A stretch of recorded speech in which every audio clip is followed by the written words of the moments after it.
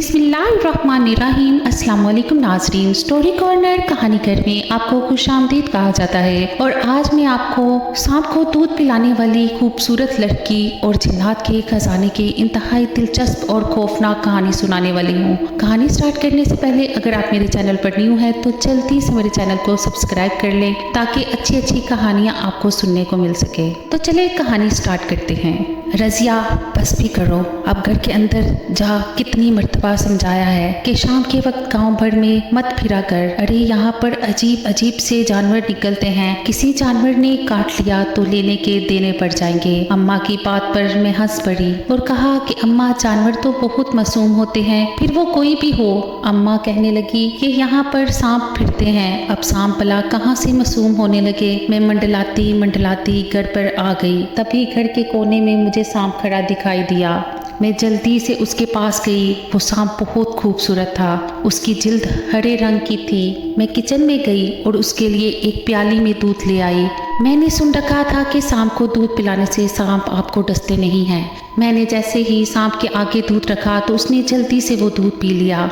मैं उसे कुछ कदम दूर थी, तभी अम्मा मेरे पास आई और कहने लगी, क्या कर रही हो? मगर सामने का मंजर देखकर अम्मा की चीखें निकल गई। अम्मा ने जल्दी से मुझे अंदर भेजा और एक डंडा पकड़कर उस सांप को मारने लगी। लेकिन वो जिस तरह सांप को मार रही थी, सांप पर एक भी छड़ी का असर ना हुआ, बल्कि वो एक कोने में बने सुराख के अंदर घुस गया। अम्मा ने जल्दी से उसके पास से कुछ कपड़े और तोड़े उठाए और उस कोने में घुसा दिया और कहने लगी, देख लिया कि कितने खतरनाक जानवर यहाँ पर निकलते हैं शाम के वक्त खास तौर पर, और तू है कि इस सांप को दूध पिला रही है। सांप सांप ही होता है, उसे जितना मर्जी दूध पिला लो, वो जब डसने पर आता है तो किसी को नहीं देखता। और फिर क्या, हमारे घर पैसे दरख्तों से उतरते हैं। जो तू लगी थी रिज़्क का ज़ाया करने, खुदा खुदा करके तो घर पे रिज़्क आता है। अरे तेरे अब्बा सारा दिन मेहनत मजदूरी करते हैं और उसके बाद चंद रुपए कमा कर लाते हैं, जिनमें 2 वक्त की रोटी हम लोगों को बामुश्किल मिलती है। और अब तू है कि इन जहरीले जानवरों को दूध पिलाने बैठ गई है। अम्मा बोलते हुए किचन में चली गई। तभी अब्बा ने मुझे आवाज़ दी और कहने लगे, क्या हुआ बेटी, सब ठीक तो है? तेरी अम्मा क्यों इतना चिल्ला रही है? मैंने अब्बा को सारी कहानी बता दी तो अब्बा भी सर पीट के बैठ गए। मैं कहने लगी कि पालतू जानवरों को खिलाने पिलाने से तुझे कोई नहीं रोकेगा, मगर वो एक सांप है। सांप मासूम नहीं होते और वो इतने जहरीले होते हैं कि उनकी फवार ही इंसान को चलने फिरने से कासिर कर देती है। तुझे याद नहीं जब एक सांप ने मेरी टांग पर फूंक मारी थी और कैसे छाले बन गए थे?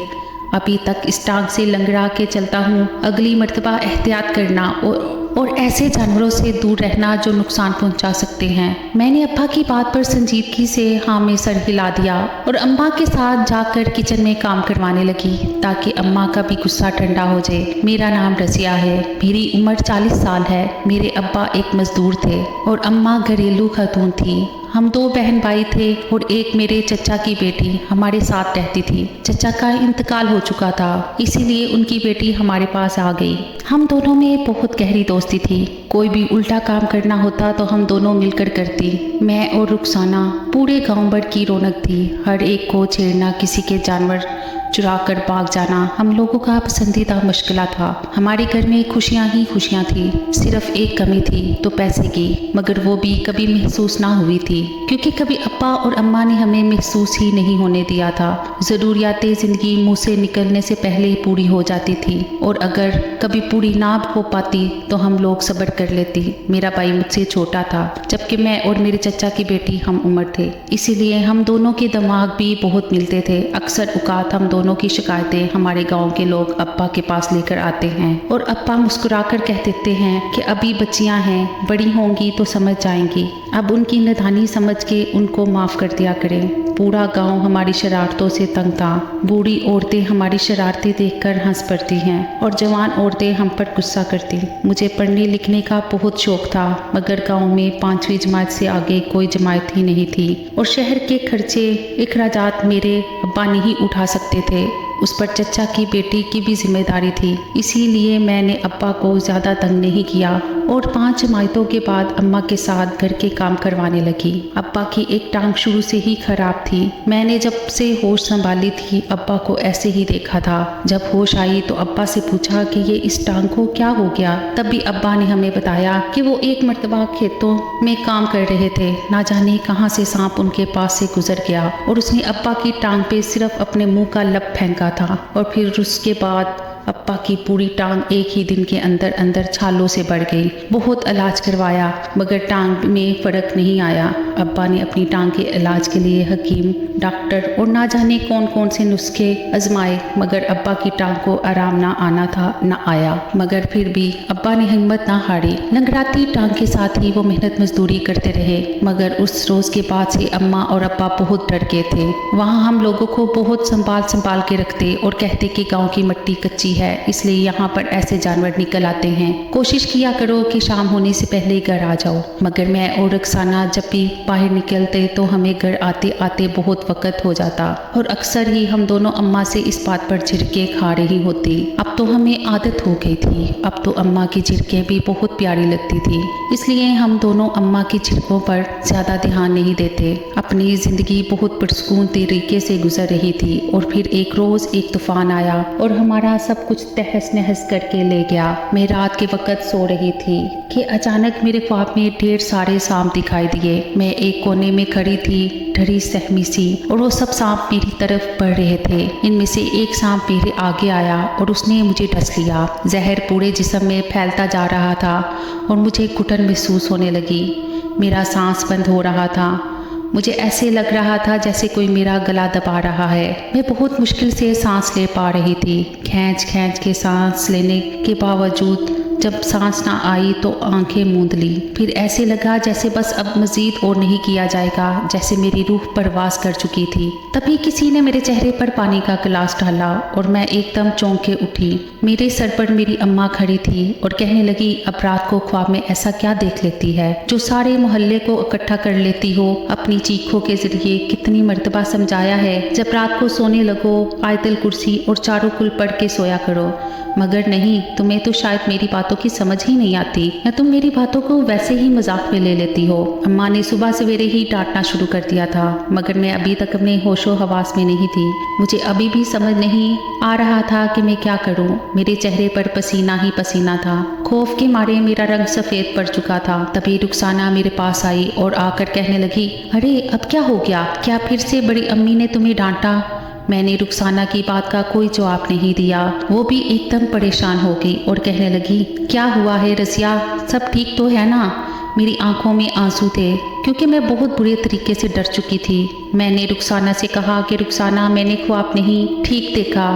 तभी रुखसाना हंसने लगी और कहने लगी, वो एक ख्वाब ही था ना, कौन सा हकीकत थी? मैंने रुखसाना से कहा, रुखसाना, ना जाने मुझे ऐसा क्यों लग रहा है कि हमने उस सांप को सुराख में बंद करके बहुत बड़ी गलती कर दी है। रुखसाना अजीब नजरों से मेरी तरफ देखने लगी और कहने लगी, तुम पागल तो नहीं होगी? इसमें गलती वाली कौन सी बात है? अरे वो तो हमने अपनी हिफाजत के लिए ऐसा किया, मगर मेरा दिल बहुत ही ज़्यादा बेचैन था। ऐसा लग रहा था जैसे कुछ गलत होने वाला है। मैंने रुखसाना से कहा कि रुखसाना, मेरा दिल बहुत घबरा रहा है। पा कहाँ पे हैं? मुझे उनसे मिलना है, मुझे उनसे बात करनी है। तभी रुखसाना कहने लगी कि ताया तो सुबह सवेरे ही खेतों में निकल गए। जानती तो हो कि आज फसलें काश्त करनी थी। मैंने लंबा सांस खींचा और खुद को पुरसुकून करने की कोशिश करने लगी, मगर कहाँ ऐसा कहाँ मुमकिन था। दिल अभी भी बहुत ज़ोरों से धड़क रहा था। मैं उठी और मुंह हाथ धोया और अम्मा के पास किचन में आ गई। नींद तो आंखों में बहुत थी लेकिन अब सोने का बिल्कुल भी दिल नहीं चाह रहा था। मैंने अम्मा से कहा, अम्मा नाश्ते में क्या है? तभी अम्मा गुस्से में कहने लगी, सहर है, खा लो थोड़ा थोड़ा ताकि मेरी जान को भी सुकून आ जाए। मैंने अम्मा को हैरत से देखा और कहा कि क्या हुआ है, किसी ने कुछ कहा है? अम्मा कहने लगी कि नहीं, मैं तो पागल हूँ जो सारा दिन घर के काम करती रहती हूँ और तुम दोनों मेहरानियाँ नींदें पूरी करती हो। मैंने बेजारी से रुखसाना की तरफ देखा तो उसने भी कंधे झुका दिए, जिसका मतलब था कि वो भी अभी बातें सुन के हटी है। मैंने अम्मा से कहा कि अम्मा अच्छा छोड़े काम और जाएं अंदर जाके आराम करें, बाकी काम मैं देख लूंगी। मगर अम्मा का तो आज पारा 1:15 पर था। तभी कहने लगी, उनके पीछे रह गया है, दिन के 12 बज रहे हैं। और अब तुम लोगों को होश आ रही है। तुम दोनों को सोने के अलावा कोई काम नहीं, बाकी सारे काम मैं जानूं या मेरा खुदा जाने, तुम लोगों को तो इससे कोई गर्ज नहीं। अम्मा बोलते हुए काम करती जा रही थी। मेरे सर में शदीद तकलीफ हो रही थी, इसलिए मैं बाहर सहन में आ गई और वहां आकर टहलने लगी। तभी अचानक मेरी नज़र सुराख के पास गई, जहां पर अभी भी वो कपड़ा और तोरा घुसाया हुआ था। एक मर्तबा तो दिल चाहा कि इस कपड़े को बाहर निकाल दूं ताकि इस सांप को आज़ादी मिल जाए। ना जाने मैं क्यों उसे बचाना चाहती थी। मैं मुसलसल उसी कोने को देख रही थी कि अचानक रुखसाना मेरे पास आई और आकर कहने लगी, क्या हुआ, अब कहाँ घूर रही हो। मैंने रुखसाना से कहा कि रुखसाना, अगर मैं ये कपड़ा हटा दूं तो किसी को पता तो नहीं चलेगा। रुखसाना कहने लगी कि लेकिन मैं तुम्हारी इस गलत काम में तुम्हारा साथ नहीं दूंगी, क्योंकि मुझे अपनी शरारत से ज्यादा किसी की जिंदगी प्यारी है। मैंने लंबा सांस खींचा और कहा कि हो सकता है कि वो सांप किसी को नुकसान ना पहुंचा सके, हो सकता है कि वो सांप मासूम हो। रुखसाना ने मेरी बात पर अपना सर पीट लिया और कहने लगी, अरे बहन, तुमने आज तक किसी सांप को मासूम भी देखा है।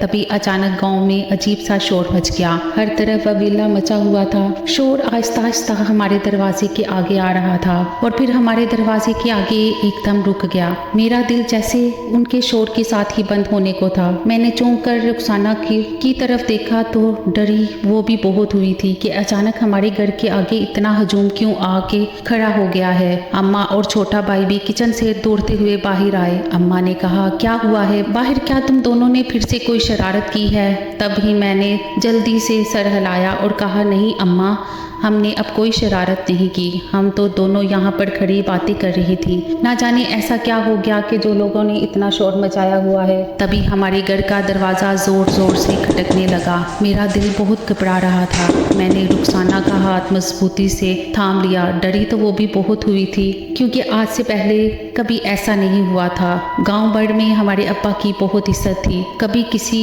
ने आज तक अब्बा के साथ बदतमीजी से बात नहीं की थी। अम्मा जल्दी से आगे बढ़ी और दरवाज़ा खोला। मैं और रुखसाना भी पीछे होकर अम्मा को देख रहे थे। क्या हुआ है। तभी एक किसान आगे आया और कहने लगा, सलमा बीबी, तुम्हारा शोहर खेतों में मरा पड़ा है। अल्फाज थे या सीसा पिलाई जो हमारे कानों में अंडेली जा रही थी। मैं भागकर अम्मा के पास हुई। मेरी आंखों से आंसू मुसलसल बह रहे थे। दिल में अचानक ख्याल आया कि शायद उस सांप को बंद कर देने की सज़ा मिल रही है। तभी उस किसान ने बताया कि अब्बा को खेतों में किसी सांप ने काट लिया। जहर इतना था कि वो पूरे जिस्म में फैल गया और अब्बा वहाँ पर ही दम तोड़ गए। हमारे घर में तो जैसे कोहराम मच गया था। हमारी कफालत करने वाले सिर्फ अब्बा ही थे। लोग अब्बा को खेतों से उठाकर घर ले आए। अब्बा का पूरा वजूद नीला हो चुका था, जिसका मतलब था कि जहर पूरे जिस्म में फैल चुका है। हमारे घर में ये पहला गम था जिसने हम सबको हिला कर रख दिया। अम्मा तो सीना पीट पीट कर बैंड डाल रही थी।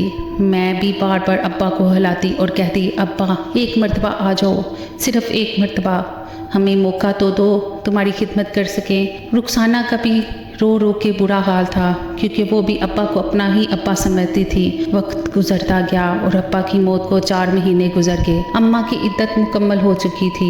इन 4 महीनों में हमें किसी गांव वाले ने भी पूछा तक ना था। उन्होंने तो ऐसे नजरें फेर ली थी जैसे कभी उनका हमारे साथ वास्ता ही ना पड़ा हो, जबकि अब्बा शुरू से यहाँ के ही रहने वाले थे। अब्बा को वहाँ पर रहते हुए कम से कम 40 से 45 साल हो चुके थे। अब्बा बड़ी जवानी में दुनिया से रुखसत हो गए थे। अब्बा अम्मा की उम्र बहुत छोटी थी जब उनके घर वालों ने उनकी शादी कर दी।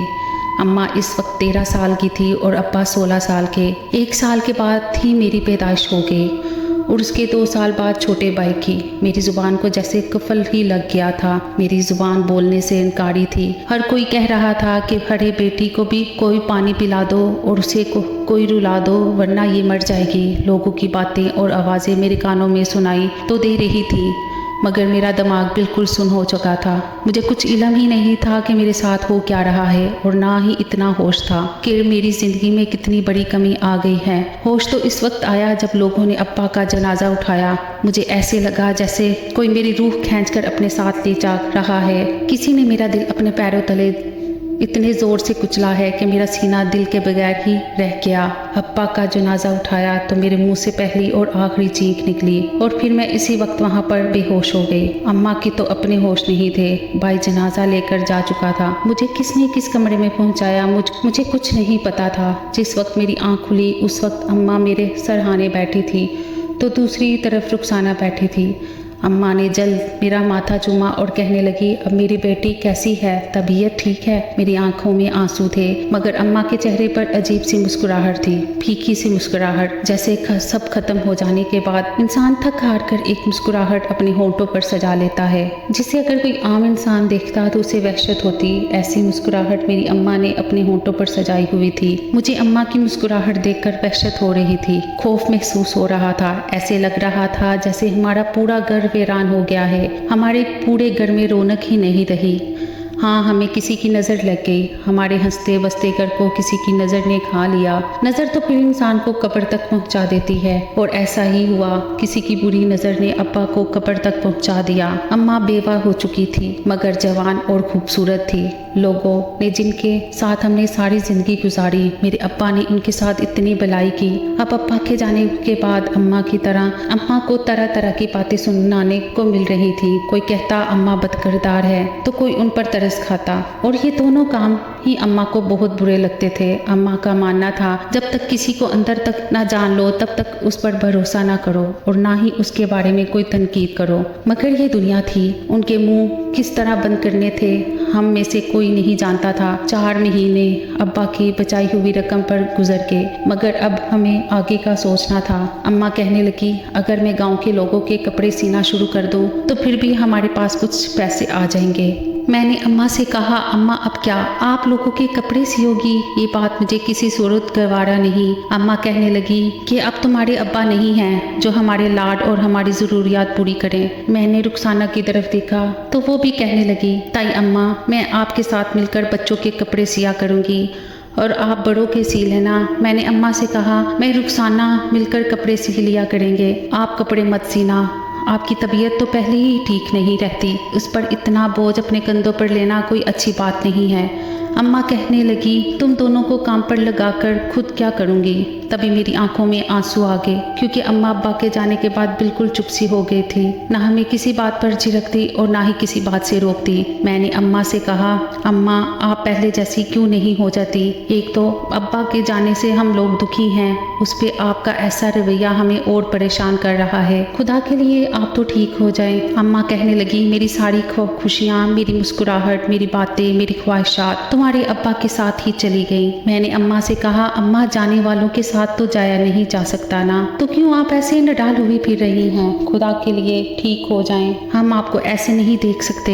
रुखसाना भी अम्मा को कहने लगी कि ताईजान आप जैसे कहेंगे हम वैसे करेंगे, हम अब आपको तंग भी नहीं किया करेंगे। अम्मा हमारी बातें सुनकर हमें गले से लगाकर रोने लगी और कहने लगी कि नहीं बेटा, तुम लोग जैसे थे वैसे ही रहो। मैं नहीं चाहती तुम्हारे अब्बा के जाने के बाद तुम लोग भी बदल जाओ, और मुझे सारी जिंदगी इस बात का मिलाल रहे कि काश मैंने तुम लोगों को कभी झिड़का ही ना होता। तुम्हारे अब्बा इस दुनिया से गए, मगर मैं अभी जिंदा हूँ। मैं तुम लोगों का पूरे तरीके से ख्याल रखूंगी जैसे तुम्हारे अब्बा रखते थे, और तुम दोनों को बिल्कुल भी फिक्र करने की जरूरत नहीं है। अम्मा कहने लगी कि हैरत की बात यह है कि तुम्हारे अब्बा को इस मौसम में कैसे सांप ने काट लिया? अभी तो ये मौसम भी नहीं सांप वाला, फिर वो सांप कहाँ से आया? अम्मा काफी परेशान थी। मैंने अम्मा से कहा कि अम्मा हो सकता है कोई भूला भटका सांप यहाँ आ गया हो और अब्बा को पता ना चला हो। उम्मीद करती हूँ कि आपको इस कहानी का पार्ट अच्छा लगा होगा। अगले पार्ट के लिए मेरे चैनल को सब्सक्राइब करें, वीडियो को लाइक करें। अल्लाह निगहबान।